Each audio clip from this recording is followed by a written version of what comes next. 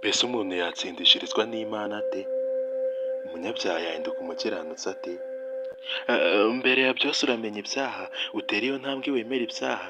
Ibyo mu isi turabizi nk'uko turi aha, amategeko niyo ahamya ubunyacyaha, niba tuyica turi abanyabyaha. None se niba ndi umunyabyaha, ninde wanyuze mu birutera urupfu? Intambwe ya kabiri isaba ubuhanga. Tega amatwi n'izaha niho banga, amaso turayahanga w'inyabihanga. Uwambitswe ikamba ry'amawahanda, amaraso menshi amuvamo cyane. Umutima w'ubabaye yatawe n'Imana, yononekaye cyane ntase n'umuntu. Mbese ni ukubera amakosa yacu? Imisumari ishinzwe mu mubiri w'ubu, ibikomere by'inkovu ku mubiri w'ubu, ni wowe wenyine yaraje gushaka. Ni ku giti cyawe se muri rubanda, ni ku giti cyanjye se muri rubanda. Mbese nanone urongera umwange?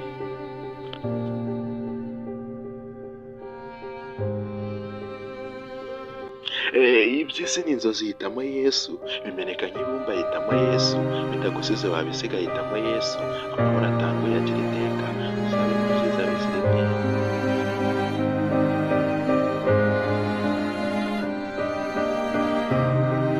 Yari umusizi w'umusore sore utari umusaza, usiga asingiza umwami udasaza.